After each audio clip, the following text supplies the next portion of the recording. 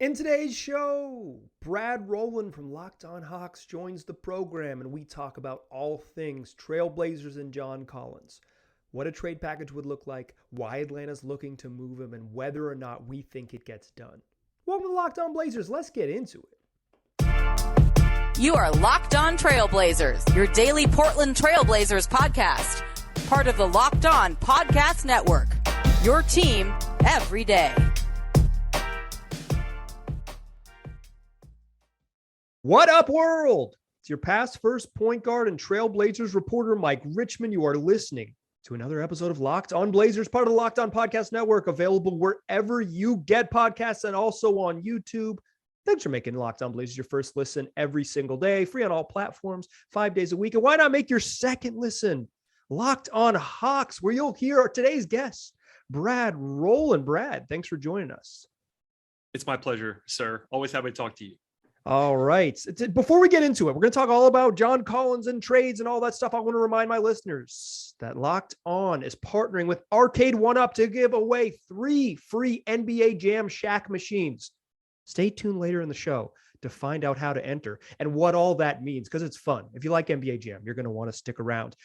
Brad, the reason we're here, the reason we joined each other today, you late at night in Atlanta, Georgia, and me in the afternoon, the evening in Portland, is to talk about the trade rumors. There has been so much connecting the dots, from Mark Stein to Kevin O'Connor at The Ringer to Jake Fisher at Bleacher Report, connecting the Blazers and John Collins and the Atlanta Hawks. Let's just start macro. Why are the Hawks looking to trade John Collins? It's really a great question. He seems to have been available for about 2 consecutive years right now. And quite honestly, I don't know why. I kind of know why, in that, he's a very, he's kind of a throwback player. Like, he's really good. Number one, he's really good. I want to say that out loud. John Collins is very good. He checks a lot of boxes that a lot of teams want, but he is, especially with the way that they are using him in Atlanta, I want to be clear about that as well. He is basically an old school power forward with how they're using him. And those guys don't always exist anymore. There's only a handful of those players that still are playing. In some spots, he might be able to play some center, but with the Hawks, they have 2 really good centers already on their roster. So they have not really used him a lot. And, without doing the whole backstory, they didn't want to pay him a ton of money, but they wanted to keep him around for the trade asset and all that fun stuff. So they paid him a decent amount. I think he's still on a decent contract, but it's never seemed like they were thrilled with the pairing of him and their centers, and I guess allocating money to a guy who, again, is kind of that old school power forward archetype, and a lot of teams don't really value that anymore. So it's a really interesting situation. Are they just in a spot where, after they maybe overachieved one season and then underachieved the following season, where they just feel pressure to make moves? Is that kind of the situation they find themselves in? It seems that way for sure. I think that they were pressured internally, externally, to kind of run it back after their great season.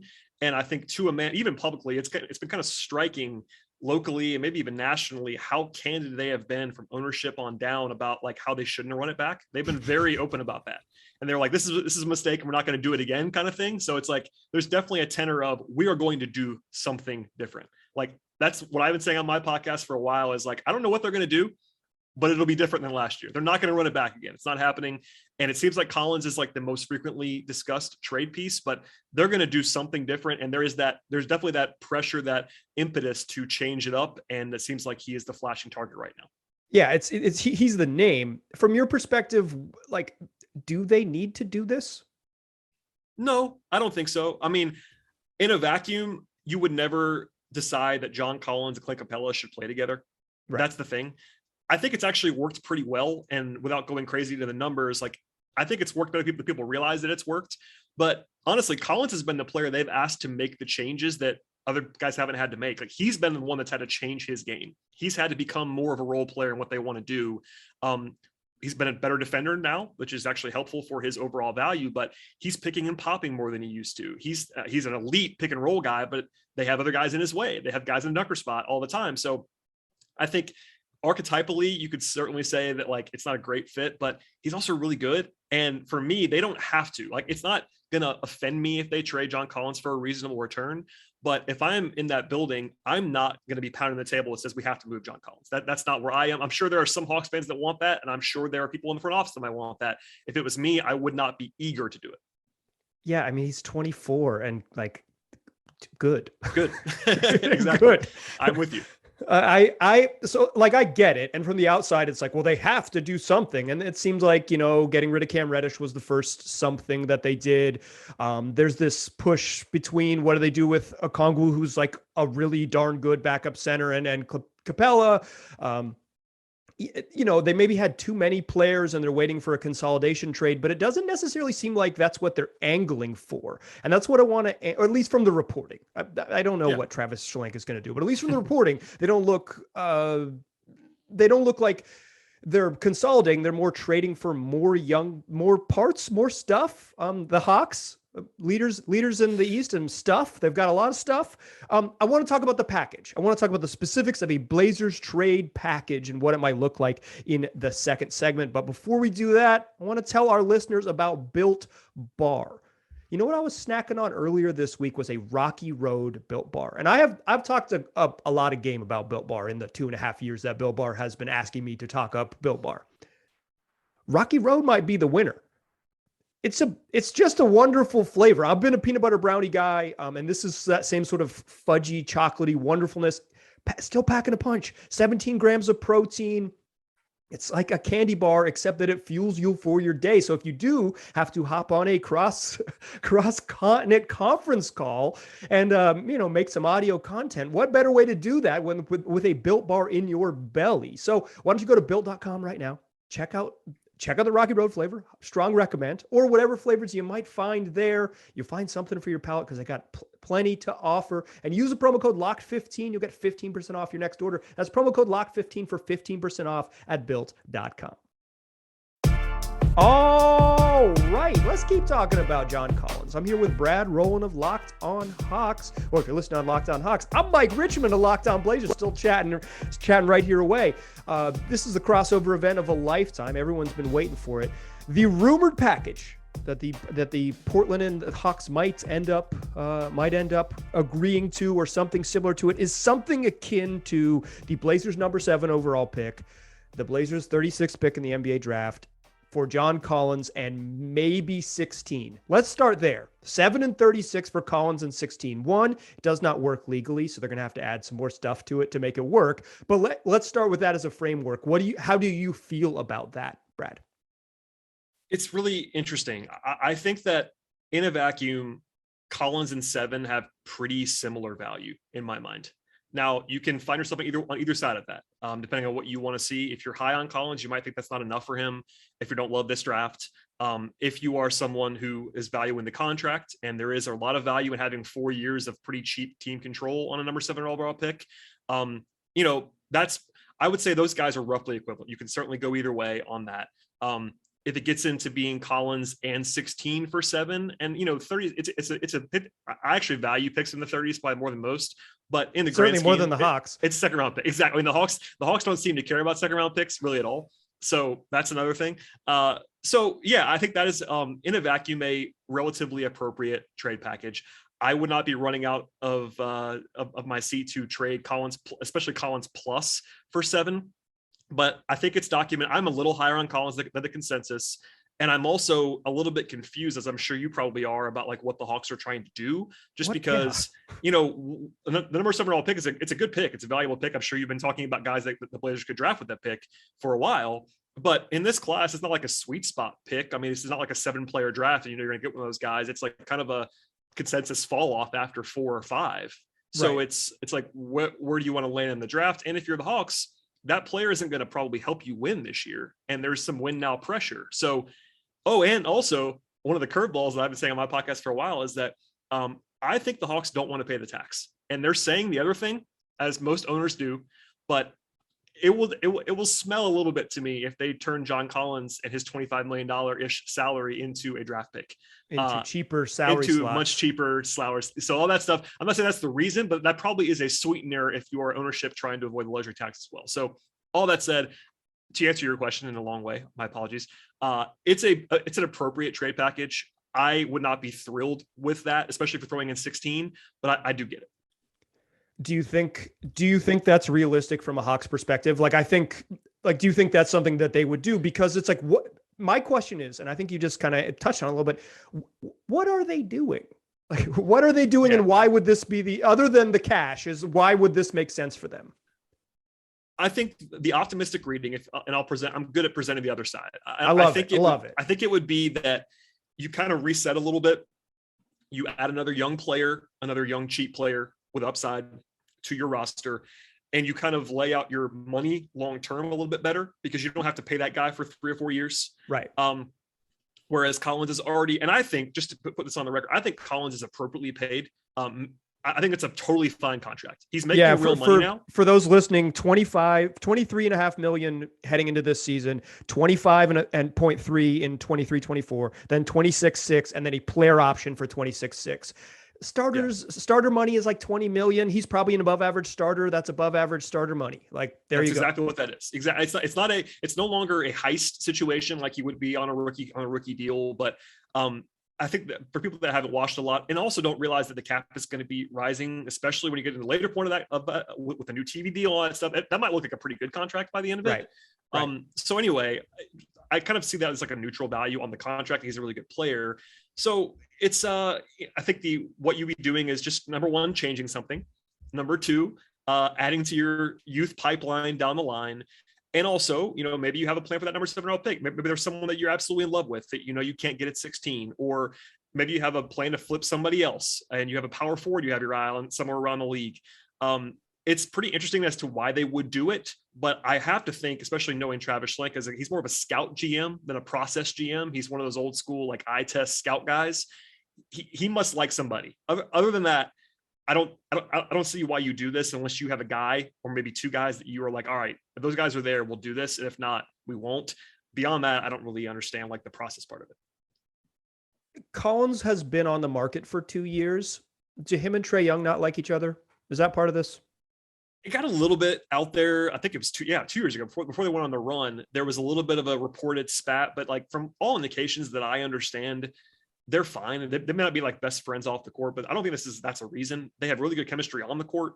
I think a lot of that got overblown in the moment because they were losing, and it's just one of those like normal things that happens. But no, I mean, it's actually kind of refreshing to even hear about it. I haven't thought about that in a long time. I think they're fine. I really don't think that it wouldn't stun me if they weren't like best friends again, but that's not a reason to move him. I think more of the reason would be like, listen, John may not be thrilled with this new role either. That's the other part that gets under discussed, is that he's the guy who's been sacrificing. Maybe he doesn't want to do that anymore. I don't know. That there might be some internal pressure from his side as well. He's not like demanded to trade or anything, but maybe he wouldn't mind that. They went through a long contract battle last summer, and sometimes there's bad blood from those two. So no, I think that's not a reason for it, even if they're probably not like super tight.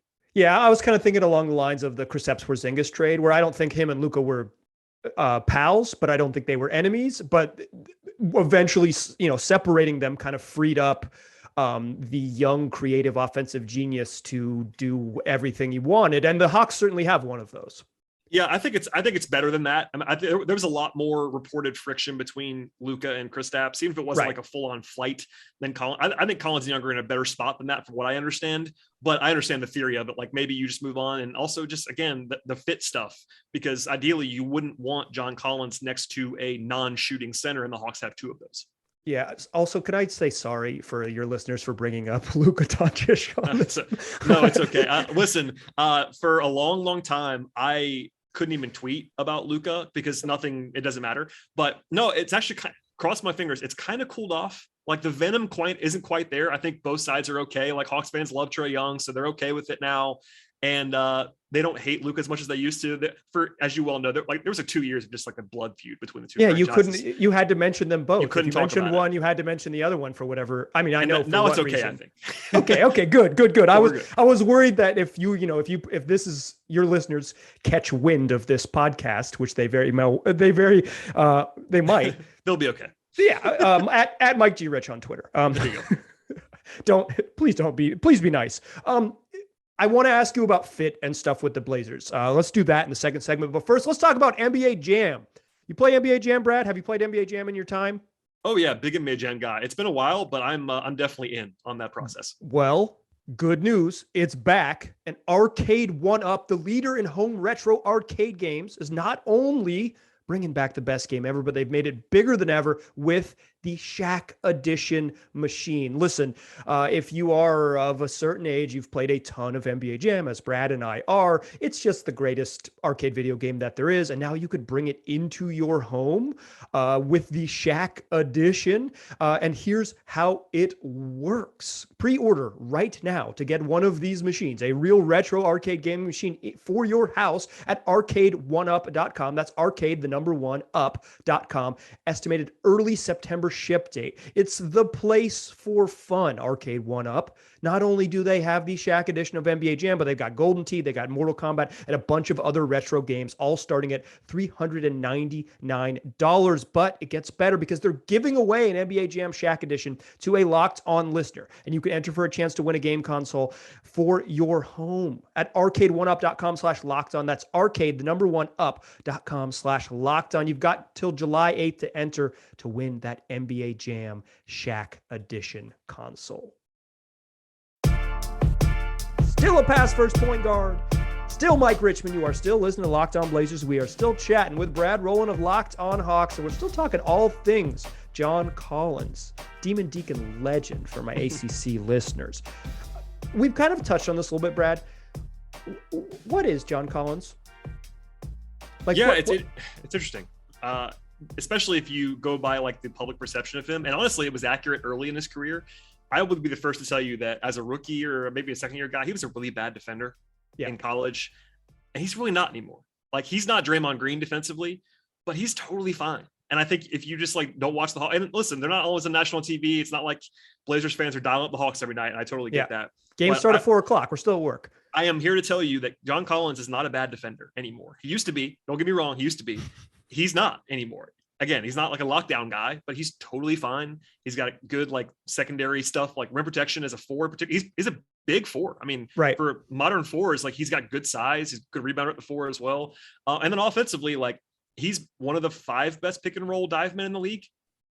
I mean, just that role, he's really, really good at it. He hasn't had a chance to do it as much the last year and a half since they got Capella in there, but he's really a dynamic role guy. He could also shoot it a little bit, and that's allowed them to use him that way. And again, same thing, not an elite shooter, but a good shooter, like a high 33-point shooter on decent volume the last couple seasons. So yeah, he does a lot of things well. His passing's improved the last couple seasons.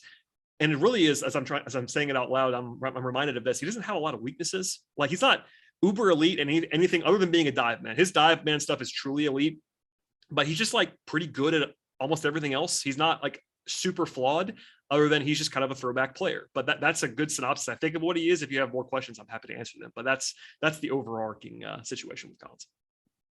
Could he play center for 70 games in the NBA? I think he could play center, but you would need a special kind of four next to him.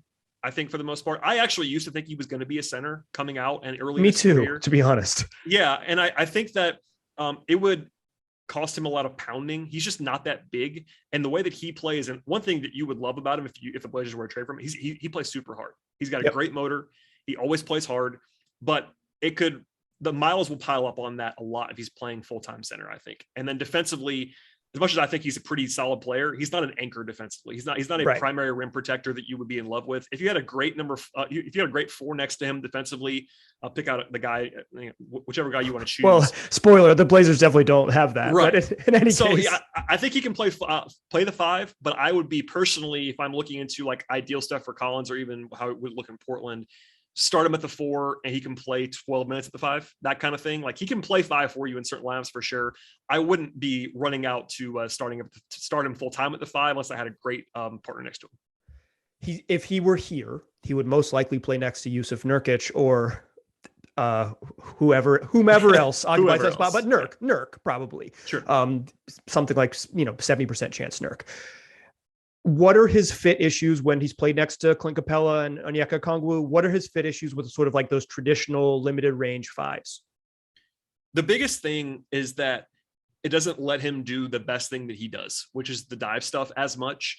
But credit to him, and this is an underrated thing in my mind, he's made it work, and it's really been him making it work because he's become a really good pick and pop guy. He can make that shot. But limitation wise, he's not a great short roll passer. He's gotten better at that, but he's not a great, like, for, if you just put him in the bucket alongside like modern NBA fours, a lot of whom are really at converted threes, he might be a below average ball handler and creator for that archetype, which can sort of hold you back a little bit.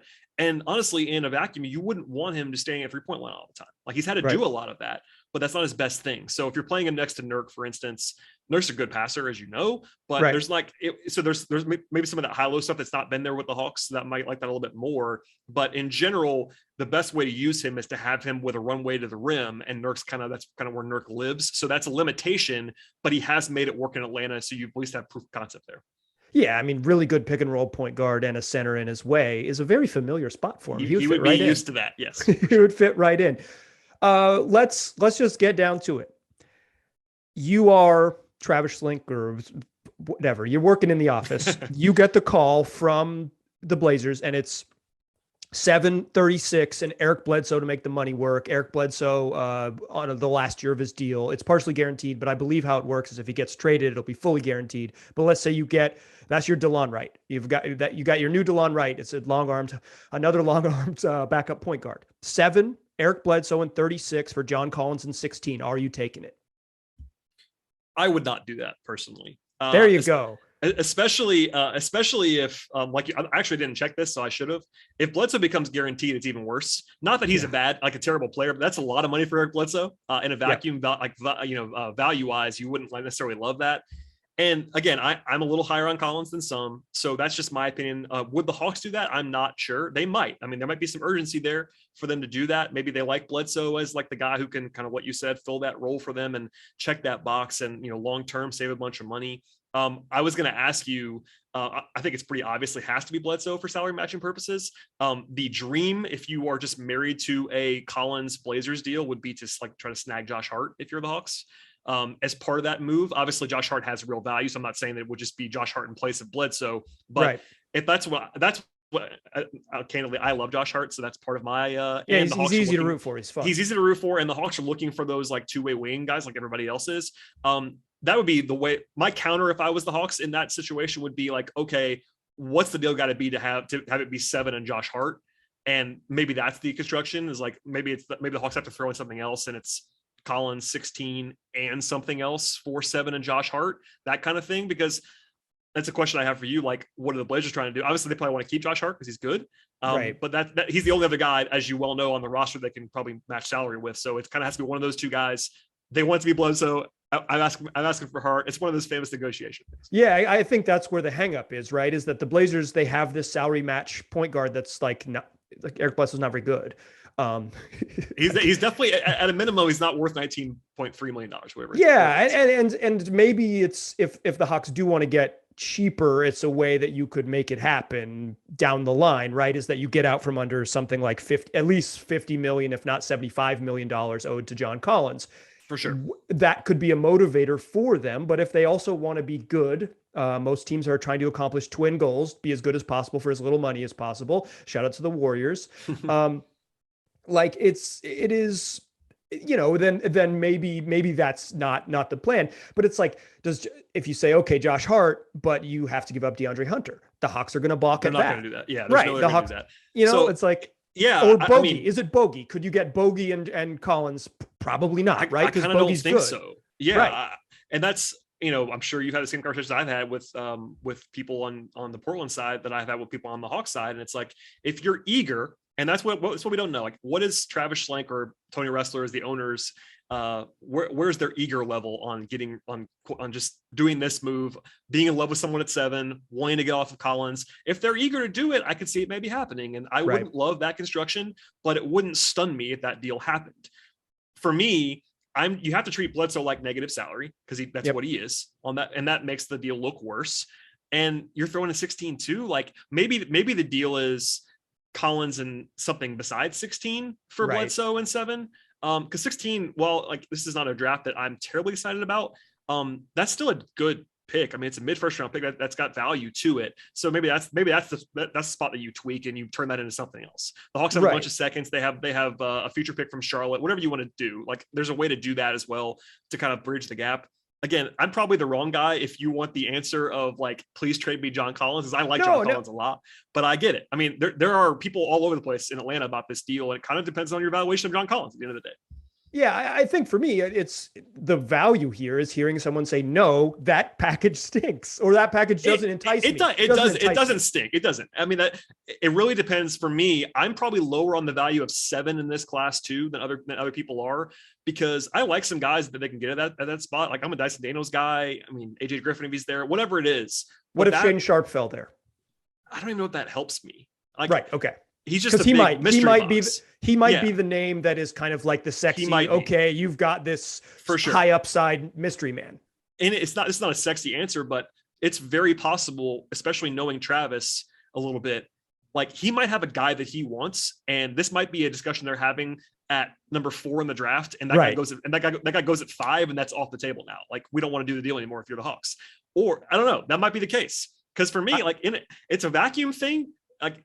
Will this deal happen today? I kind of think not, because if you're the Hawks, don't you have to know who's going to be there at 7? I agree. I think this pick happens at 5, right? Like at 4, 5, 6, you start to say, okay, if Daniels is there, if Keegan Murray is there, if AJ Griffin is there, whoever it might be, whoever the guy is, yeah. AJ Griffin kind of seems like a Hawks draft pick. And candidly, if I put myself in the shoes of Travis, if there was one guy that I would want in that range, my guy would be Griffin, because he has the combination of upside and all things that you would want, former top prospect, et cetera. Right.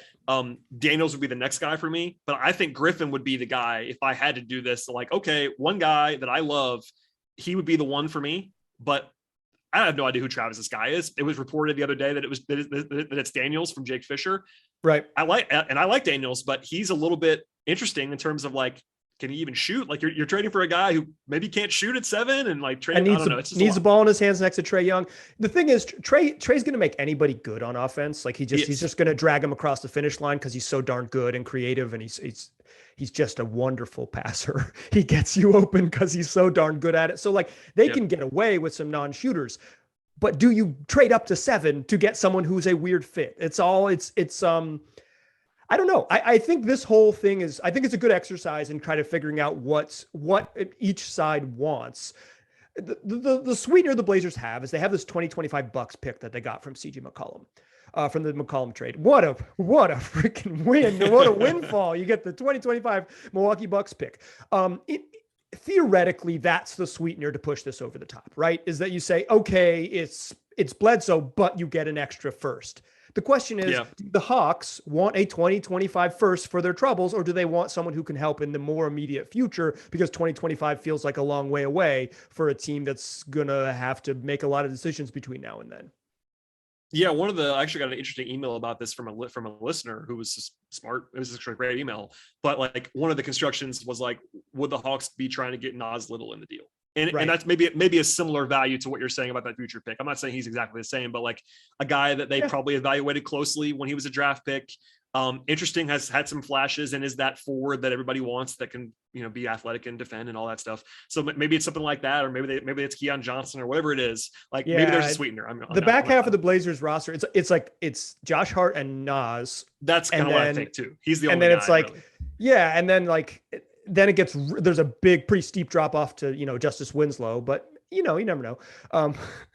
Well, yeah, I was just thinking like even salary matching, you can't even get there. Like I was trying to do the math on like Winslow, Little, and something else. It's just not enough. Like there's not enough. No, yeah, it's Bledsoe, Hart, or bust. That's basically what it exactly. And I think that as we've kind of talked through here, Hawks are probably going to say no on just Bledsoe, and the Blazers are probably going to be wary of including Hart because he's their value here. And if you trade Hart and 7 and you end up with John Collins and Tari Eason or whatever, like, is your team better?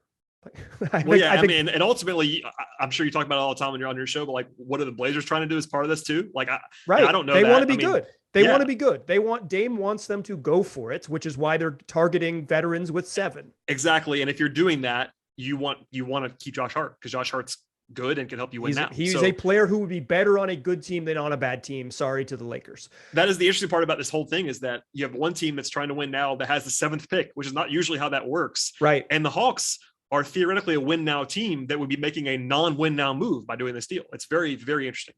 Yeah. Okay. Last one. Does it happen? Yes or no? Just give me your prediction.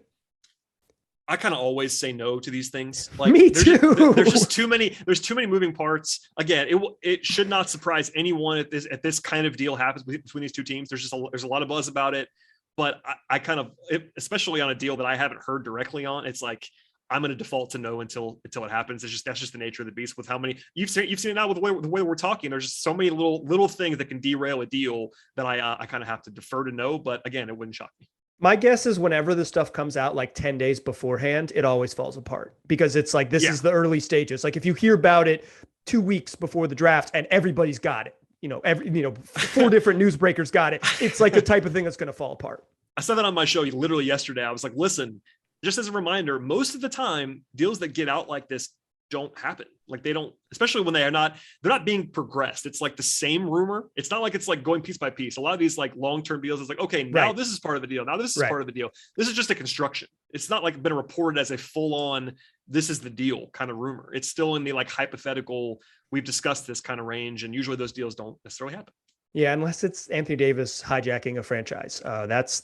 Those are the ones that get different. Yeah, exactly. And John Collins not hijacking a franchise, just chilling, waiting to find a new team.